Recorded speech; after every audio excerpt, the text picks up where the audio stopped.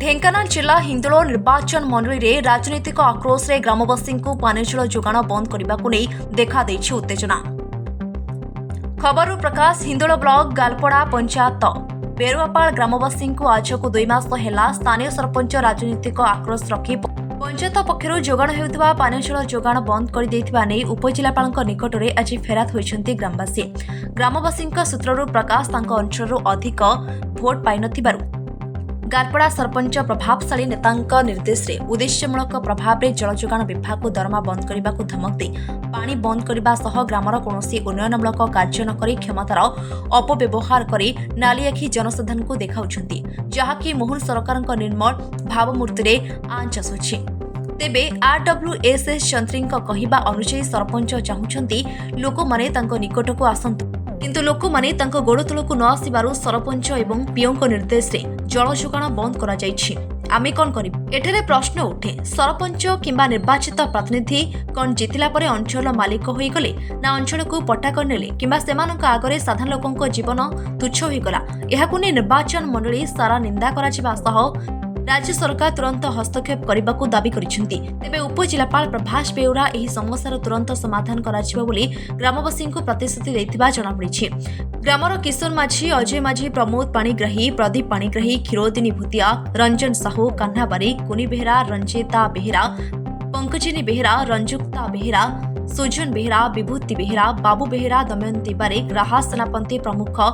शताधिक ग्रामवासी अभियोग करने सह समाधान हेले राजरास्ता को ओह्लाइबा को बाध्य हेबे बोली चेतावनी दैछंती। हिंदोलु Rangadhar Sahu report AM media 24। Andhari Behera घर बरा पाए आज काहे की आछन उपजिलापाल कोन हैछि पानी जो आसियो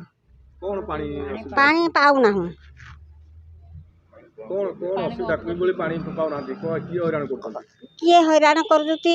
सरपंच हैरान करौजी केते दिन हेलानी पानी पाइना दिमास हे गलानी दिमास हेलानी पानी पाइना हां पाउनु आगुर पाउतिले हां आगुर पाउथलो एबे कोन केमती फुनी पानी जो असुविधा अछि केमती पानी आपनकर भरणा पोषण होउची कोड पानी आणुचोनी केमती जागिनी आळू आगुनी आळू जे बोहिगिनी हे आळू नोळ करू आपनको सरपंच को आपन अवगत करैतिले हां कोन कहिले सरपंच काई आसुती सुनुती काई सरपंच सुनु ना नहीं कोन कहउचंदी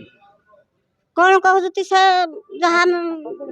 हां से कहउती मो पाखु के आसुनाती मीटिंग करूनाती कहउती आ एमती कहउचंदी एमती कहि कि काळे खपड़ नीति करउचंदी हां ना कहउचंदी पर कर दबा बोली सेमती किछि कहउचंदी नाही किछि काई सुनि ना कहउनाती मोना होची दमयंती बारिक मो ग्रामर नाम होची बेरुआपाल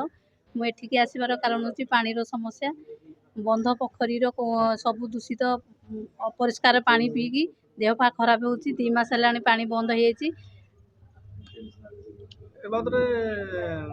सरपंच कोन कहउचंदी आपन सरपंच किछि कहउनांती से कहउचंदी मो पाखो को आसंतु बोली आज आज आपन कोडी आछंदी मैं आसीछु हिंदोल सब कलेक्टर ऑफिस को आसीछु कोन कहले सब कलेक्टर कोन से प्रतिश्रुति कहले काली आमे जाई कि आपन को गां रे समाधान करिवु बोली कहि कि प्रतिश्रुति देइचंदी मो घर हूँ बेरुआपाल हिंदोल सब डिविजन गालपड़ा पंचायत गाँ सभापति बसंत कुमार बेहेरा एक्चुअली आमर 1.5 मास मासे 1.5 मास है सरपंच जानी जानी इंटेंशनली तांकर पर्सनल आम गाँ उपर राग रखिकी पानी को जबरदस्ती बंद कर ना जेई को कथा शुणुंट ना कौन डिपार्टमेंट कथा शुणुंट से कहते मुझे पानी देवी ताले तुम मत पैसा दब कि कहीं मु पंचायत पैसा आसूची बोली से बर्तमान जी ऑपरेटर जी पानी चलाऊँगी ताकू बंद करके पानी बंद कर देछन जाफल प्रबल समस्या लोक मैंने हैरान बर्तमान वृद्धा वृद्धि मैंने आम गाँ गहली कथा लोक मैंने बहुत दूर को पानी जाऊँच विशुद्ध पानी पीउछन एणु बहुत असुविधा होची प्लांट एरिया पानी आम गाँव में बहुत समस्या एणु जो आम आज आसु सब कलेक्टर को देखा करी ना अभियोग एक्चुअली जिते निर्वाचन होता से आम गाँ लोक मैंने से आगुरी भी थे सरपंच होते जोटा कि आम गाँ प्रति जो अन्याय करते एथर आम गाँव लोक मैंने भोट ही देले ना यही रागरे से यह पदक्षेप नौ सरपंच तो से हम सरकार को फंड रो एसएमसी पेमेंट हो सरपंच काहे कि मना करछन से कहउछन जेटा मु दउची सरकार को संपत्ति ताकर नो सरपंच पंचायत प्रतिनिधि किंतु सरकार संपत्ति ताकर नो ना से तो निजे कहउछन एबे भी आपण सुनिथिबे जेई मैडम को से डायरेक्ट कहउछन जे पंचायत रो मु पैसा देबी नाही जदि मो बिना इनफॉरमेशन रे तमे से गाँ को पानी दबो ताले मु बिल्कुल पैसा देबी नाही एटा तो आपण माने समस्त सुनिछन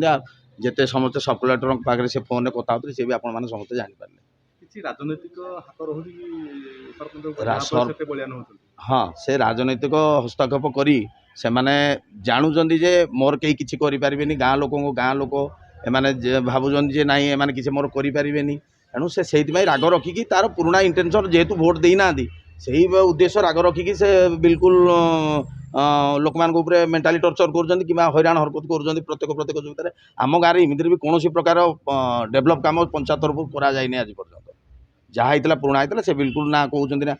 ନା ଗାଁକୁ ଆସୁଛନ୍ତି କିମ୍ବା ନା ଲୋକମାନଙ୍କ ସହିତ କୌଣସି ସମାଧାନର ବାଟ କହୁଛନ୍ତି। ମଝିରେ ଥରେ ଏମିତି ସମାଧାନର ବାଟ କରିବା ପାଇଁ ଜେଇ ମ୍ୟାଡ଼ାମକୁ ଡକା ହେଇଥିଲା, ଜେଇ ମ୍ୟାଡ଼ାମ ଆସିଲେ କିନ୍ତୁ ସରପଞ୍ଚ ରାଗରେ ସରପଞ୍ଚ କହୁଛନ୍ତି ତମ ଗାଁ ଲୋକ ସବୁ ମୋ ଗୋଡ଼ ତଳକୁ ଆସିବ, ମୁଁ 2000 ଯେଉଁ ମୁଁ ଭୋଟ୍ ଦେଇକି ପଇସା ଦେଇକି ଭୋଟ୍ ନେଇଛି ମୁଁ ତମ ପାଖକୁ ଯିବି ନାହିଁ। କିନ୍ତୁ ସେ ଆଜି ସରପଞ୍ଚ ହିସାବରେ ସେ ଗାଁର ଭଲ ମନ୍ଦ ବୁଝିବା ପାଇଁ ତାଙ୍କ ଦାୟିତ୍ୱ, ସେ ଆସିକିରି ଗାଁରେ ସମାଧାନ କରିକି ଯିବା କଥା, କିନ୍ତୁ ସେ ନ କରିକି ଇଣ୍ଟେନସନାଲି ପାଣିକି ବନ୍ଦ କରି ରଖିଛନ୍ତି ଆଉ ରାଜନୈତିକ ଆକ୍ରୋଶ ରଖିକି ସେଇଭଳିଆ କରୁଛନ୍ତି ଆଉ। ଆମ ଚ୍ୟାନେଲ ସହ ଯୋଡ଼ି ହେବାକୁ ଲାଇକ୍, ସେୟାର, ସବସ୍କ୍ରାଇବ୍ କରନ୍ତୁ।